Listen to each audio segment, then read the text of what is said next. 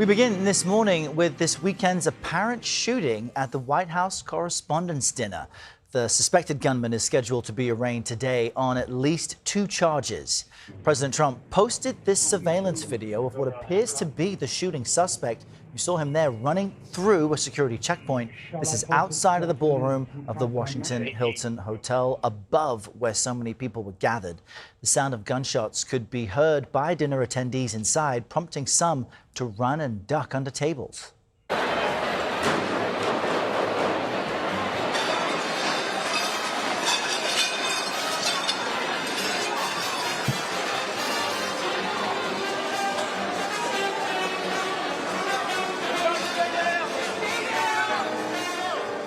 See how it's such a confusing scene. A law enforcement source tells CBS News at least 6 shots were fired before the suspect was pinned down.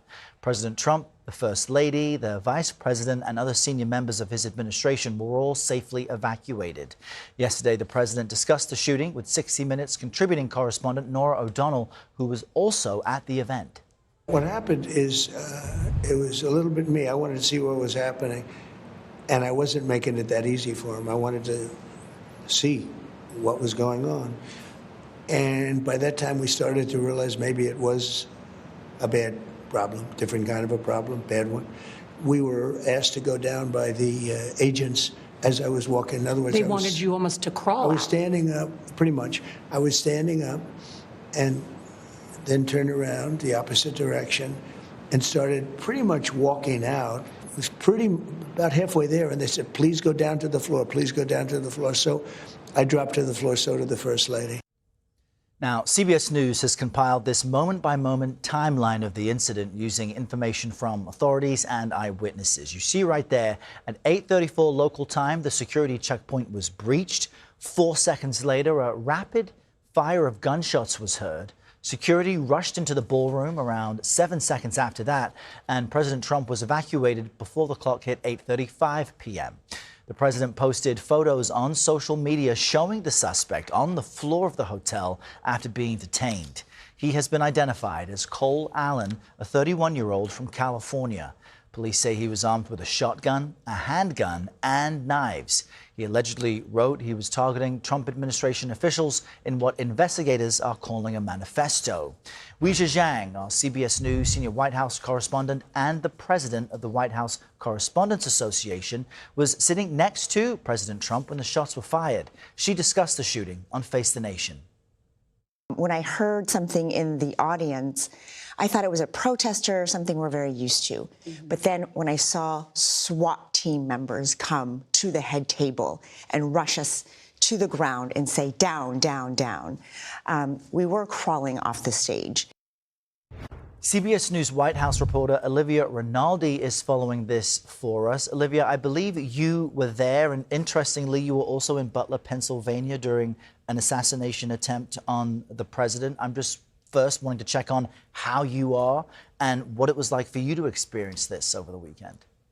Well, thank you for asking. I'm doing okay. Unfortunately, due to that first experience that I had in Butler, Pennsylvania, I knew pretty quickly that those were gunshots that were fired. We were seated at tables very close to the doors and very close to the stairs in which the shooting had occurred, or at least where the shots were fired as this individual tried to make his way down to the ballroom. What I heard were about 3 to 4 shots. We immediately got to the ground. If you're an avid watcher of CBS News, you know Sam Vinograd, our national security expert, was seated at my table, and she immediately knew what to do in the security protocol.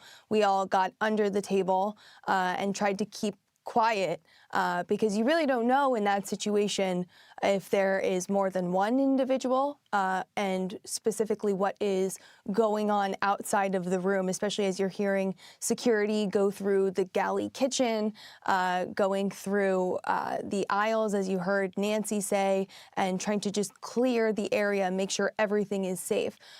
Shortly after, we did smell what was the gunpowder from the guns that were fired. And so we knew pretty quickly what this was and just the magnitude and the scale of it. There's about 2,500 people in that ballroom, including the president. And my first thought was, looking to the dais and making sure that officials and people like Ouija and other members of the board were safe and taken care of. And then you just get right to work, which is what we did. People taking video, trying to, make sure it was secure to leave. And then once we left, getting to the bureau and making sure we had the right pieces in place, especially as the president went on to do that press conference. So a lot of moving parts, but I am extremely proud of the way our colleagues just jumped into action. It was extraordinary to watch, and I'm glad that no one was hurt. Look, we always appreciate your reporting, but specifically under these circumstances, everybody getting right back to work. What else are we learning about the shooting from the president as he speaks about it on 60 Minutes?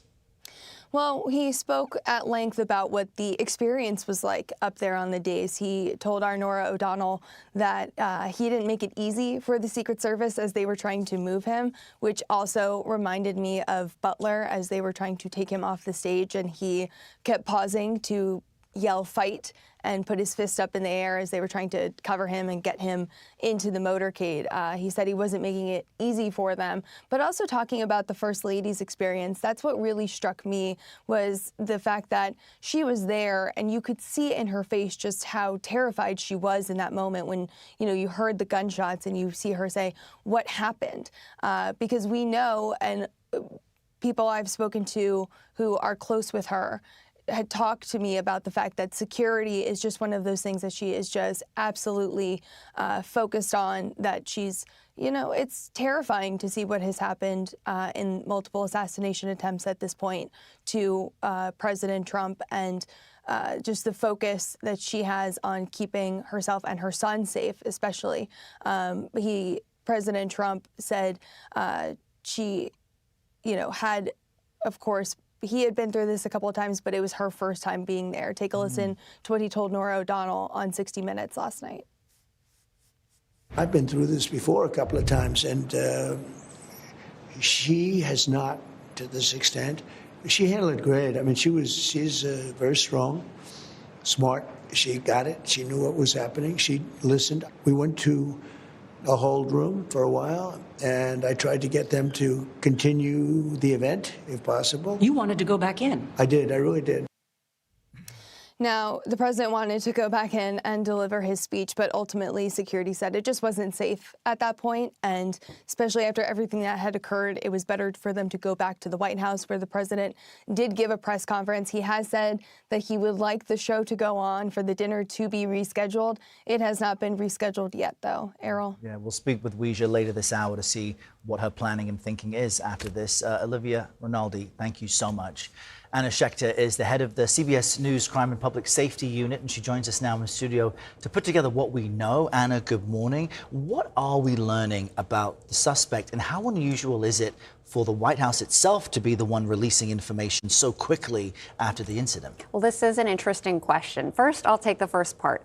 We've learned quite a bit. This is a person who was highly educated, went to Caltech, studied engineering, got his master's, worked at a tutoring company, had been working with students as recently as a couple of weeks ago, and the people that we've spoken to, they are shocked. They saw no signs of this.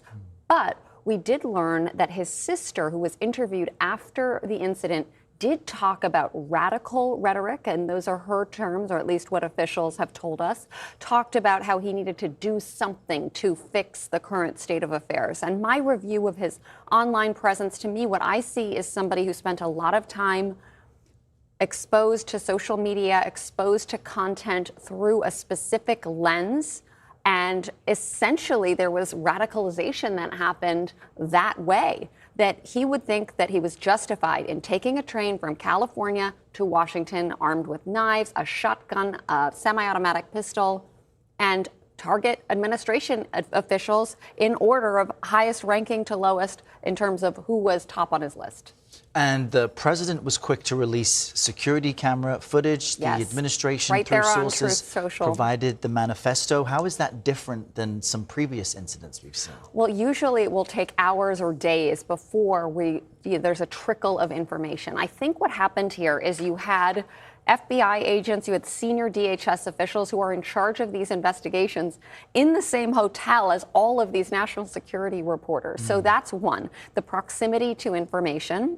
Number two, he was staying in the hotel room, so they could very quickly, immediately get that warrant, get in the hotel room, look at his device where he had actually scheduled to send an email to his family, which CBS News obtained early in the day yesterday, and we reviewed it, where he was essentially writing why he was doing this. So they had a lot of information right away. You had a lot of reporters in very close proximity to the people who had that information.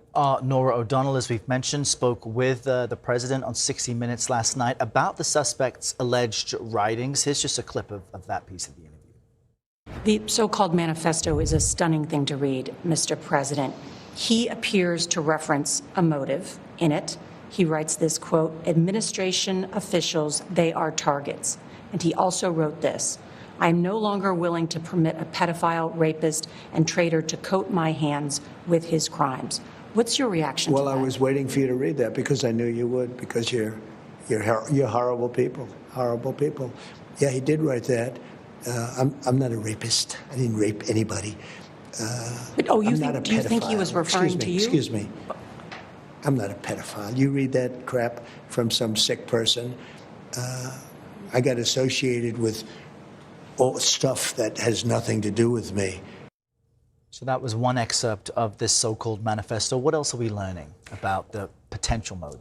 Well, he's had the manifesto was sectioned off into different sections. First, he's apologizing to his family and friends. He's kind of chipper, ironic, making light almost of this horrible, horrific, violent act that he's planning to carry out. Then he had he listed objections to why he might, and then he had rebuttals to that. Even one mentioning his faith as a Christian, and he's saying, well, no one is picking up the slack. He referenced that he's of mixed race. And that it's important for him to do it because nobody else is. So that's really, it's just awful, crazy language, kind of peppered with seemingly coherent arguments for why he was doing. But I think what the president is reacting to is that why are you reading the ravings of a bad man who just tried to open fire at the White House Correspondents Dinner? And point taken, I think Norah was just trying to let him respond to this manifesto. That's what officials are calling it.